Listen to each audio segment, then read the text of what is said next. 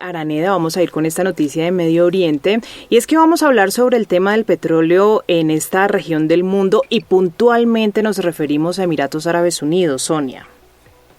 Pues es que fíjese, Liana, que han pasado 3 semanas desde que Arabia Saudí anunció una nueva reducción de su producción en 1 millón de barriles por día y la extensión por un año más, hasta 2024, de los recortes vigentes del bombeo total de la OPEP. Dicha decisión pues ha chocado con las ambiciones que tiene Emiratos Árabes Unidos, pues pese a ser el estado más pequeño del Golfo, pues siempre ha buscado producir todo lo que es capaz, sobre todo lo que es capaz. El recorte pues estaba precedido por 2 intentos anteriores de conseguir la llamada estabilización del mercado, que evidentemente o hasta el día de hoy no se ha logrado, pero pues que en contravía ha marcado entre Emiratos Árabes, o bueno, así al menos lo han manifestado desde Washington, donde insisten en las pretensiones de Abu Dhabi, pues de salir de este cartel petrolero que es la OPEP. El pasado mes de marzo, pues un rumor similar emergió, acción que hizo que los precios del petróleo subieran cerca del 1%, después de que la agencia Reuters pues desmintiera los rumores sobre la salida de Emiratos Árabes de este grupo. ¿Qué ha pasado en este tiempo y cómo pretenden manejar las cuotas de producción? Pues es justamente la razón por la que esta mañana ya nos acompaña el profesor Jorge Araneda. Profesor Jorge Araneda, doctor en Relaciones Internacionales de Medio Oriente y también director ejecutivo del Intérprete Digital, bienvenido a Radio UNAL. Muchísimas gracias, como siempre, por su invitación.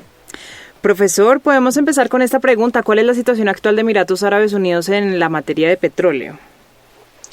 Particularmente, es importante señalar en primer lugar de que Emiratos Árabes Unidos, a diferencia del resto del Golfo, en los años 70, 80, incluso los años 60, cuando nacionaliza el petróleo, la producción de petróleo, no lo hace al 100% como lo hace la mayoría de los países o el resto de los países del Golfo, sino que solamente nacionalizó un 60% de sus activos.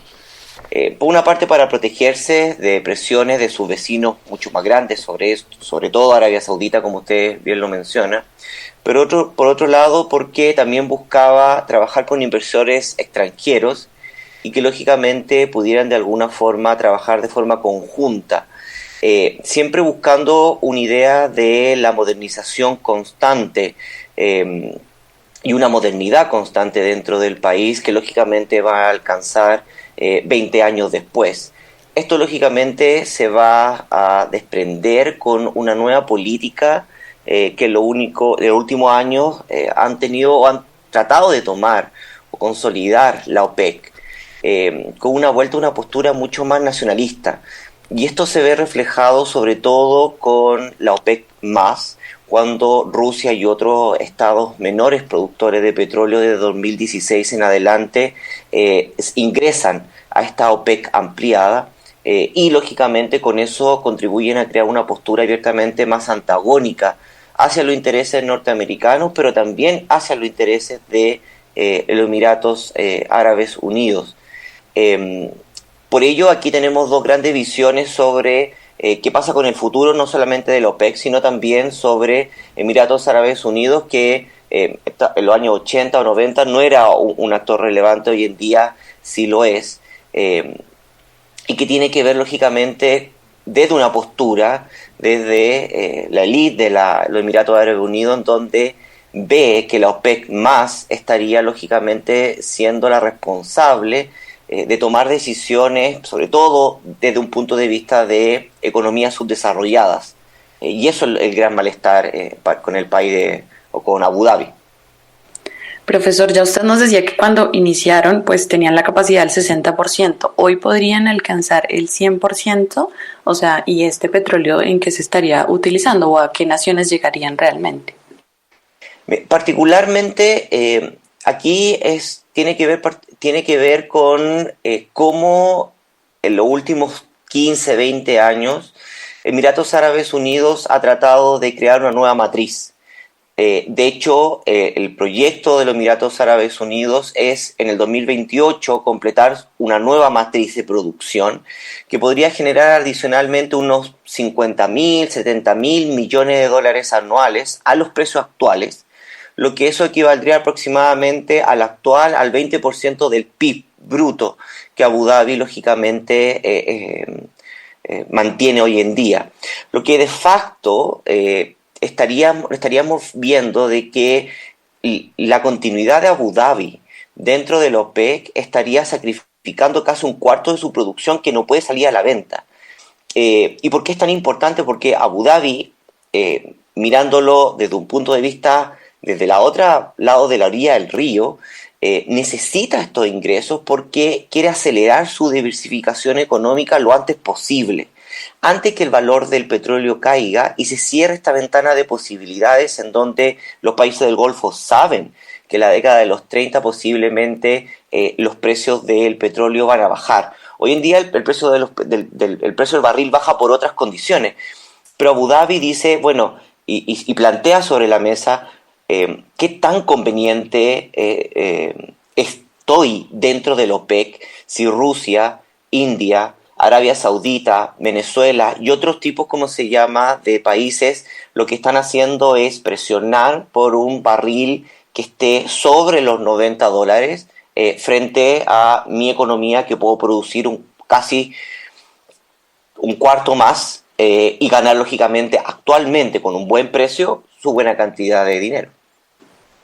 Profesor, ¿y cómo se vincula esto, por ejemplo, teniendo en cuenta que OPEP tiene previsto apoyar la plataforma, pues va a financiar realmente con cerca de $250 millones soluciones de energías renovables? Entonces, digamos, si entran al 100% de la producción, ¿eso mismo sostendría esta nueva inversión en energías renovables?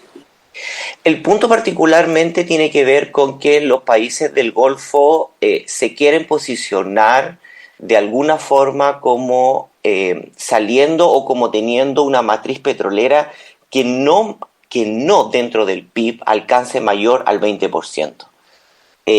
Particularmente por dos grandes razones. Primero, porque tenemos presiones internas en torno a presiones sociales, demandas sociales por un lado, pero por otro lado porque aunque saben que lamentablemente gracias a la invasión de Rusia a Ucrania, los precios se están manteniendo sobre los $80-82 el barril. Pero saben cada uno de los países del Golfo de que es insostenible este tipo de precio. De hecho, es por eso de que lógicamente se está haciendo un recorte para elevar los precios que estaban cayendo en picada. De hecho, en los últimos meses pasaron casi de 80 bajo los $70 el barril. Entonces, por una parte, tiene que ver con eso. Por otra parte, tiene que ver con financiar, renovarse, diversificarse, crear energía renovable, pero esa energía renovable toma tiempo no solamente cambiar la matriz de producción, sino también en términos de cómo integrarse a una economía mundo que, gracias, lógicamente, a la invasión rusa, se ve que Europa quiere inmediatamente pasar a la energía renovable lo más rápido posible y eso eliminaría a uno de sus grandes compradores. Por otro lado, China, que también está buscando salir lógicamente de esta vinculación estrecha con Medio Oriente porque no le interesa, también está buscando precios más bajos y con eso también energía renovable. Entendiendo esto, profesor, ¿cuál es el interés de Estados Unidos y pues puntualmente de Washington de continuar afirmando que Emiratos Árabes Unidos pues no planea seguir puntualmente en la OPEP? Particularmente aquí tiene que ver con una situación geopolítica dentro del Golfo. Aunque a corto plazo los Emiratos Árabes Unidos podrían verse muy favorecidos con la salida de OPEC, a largo plazo, sin embargo, la salida podría ser un poco más turbia. Tienen una pequeña población, su economía es diversificada, su fondo soberano podrían alcanzar los objetivos de diversificación sin salirse del OPEC. Y por lo tanto podrían lógicamente mantenerse dentro de la organización, lógicamente sin crear tanto bullicio interno. Pero particularmente Abu Dhabi está preocupado en torno a, y Estados Unidos también está preocupado, si los emiratíes se salen o abandonan, que lógicamente podrían, como Indonesia, salir y volver a entrar, pero podrían generar o cortar relaciones con los saudíes. Particularmente, Arabia Saudita ha demostrado su voluntad y la capacidad, no solamente política, sino también militar, para crear intervenciones como fueron en el caso de Yemen o en el caso de Qatar.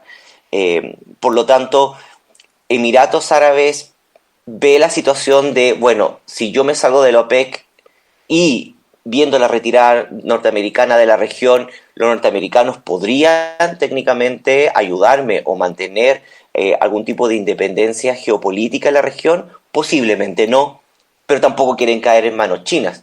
Por lo tanto, aunque los reclamos de los emiratíes hacia la OPEC pueda que se mantengan en el tiempo, es muy poco probable que logren concretar una salida sin que alguna de las grandes potencias puedan lógicamente ayudarlos a mantener algún tipo de estabilidad en un barrio en donde lamentablemente parecen todos hermanos, pero las disputas en torno a la capacidad no solamente de producción de petróleo, sino a su injerencia diplomática en la región de Medio Oriente en general, no siempre van de la mano.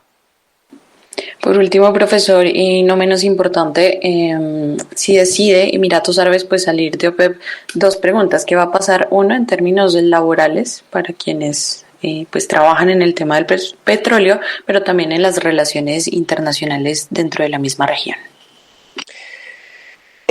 Particularmente la población que trabaja en el Golfo, en el área del petróleo, es población altamente especializada. De hecho, la mayoría de ellos no son nacionales, por lo tanto, eso no se vería afectado. Yo creo que la pregunta que está por detrás de eso y que quizás es mucho más importante en términos de su impacto económico, como tú bien mencionabas, tiene que ver con cómo va a responder el mercado internacional. Vemos que la Reserva de Estados Unidos ha subido su tipo de interés en un 50 puntos básicos, lógicamente con una inflación de un 9%, una de las mayores en 40 años. Entonces, lo que produce esto y lo que los inversores tratan de refugiarse es que antes o antiguamente las materias primas, sobre todo el petróleo, servían como cobertura frente a la inflación.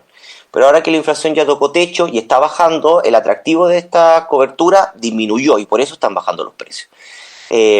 Por lo tanto, particularmente lo que tiene que ver es cómo la especulación se está yendo de lo que tiene que ver con la cotización del petróleo y lógicamente se ha ido a otros mercados, particularmente a mercados más seguros como tiene que ver con el oro y la plata y otro tipo de mercados por una posible recesión mundial. Y eso también lógicamente ha bajado lo que tiene que ver con el precio del petróleo y también con la decisión de la OPEC. Su segunda pregunta, ¿me la puede recordar? Era puntualmente cómo se afectaba la región. La región va a ser particularmente afectada por varias razones. La primera tiene que ver en cómo logran a corto tiempo real y concretamente diversificar su economía. Hay países como Qatar, que lógicamente un gran productor de gas natural, que no ve la necesidad concreta de diversificarse de forma tan rápida. Pero otros países, particularmente Arabia Saudita y Emiratos Árabes Unidos, Kuwait e Irak, en menor medida Irak por los problemas internos, se ven en contrarreloj.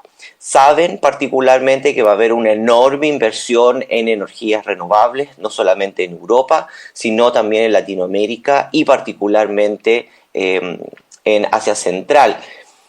Están también, por otra parte, el reloj les juega en contra en tanto de que se piensa de que la situación rusa en Ucrania tampoco es sostenible. Eso crearía particularmente una estabilidad.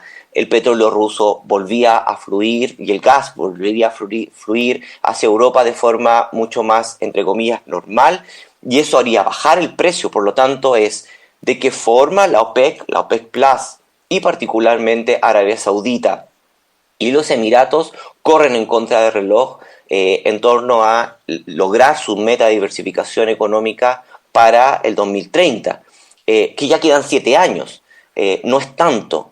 Y por lo tanto trata de responder a lo que tiene que ver con su nuevo posicionamiento geopolítico en la región, donde Estados Unidos ya se alejó y ahora ellos tienen que resolver de forma autónoma su problema, pero también cómo el mercado puede responder a los cambios internacionales en torno a el consumo o no del petróleo en los próximos 20 años.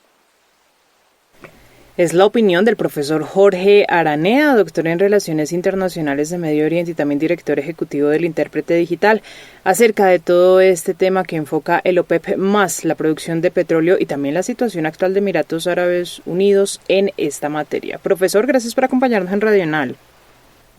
El placer es todo mío y que tengan una excelente semana ustedes y su radio escuchas. Gracias, profesor.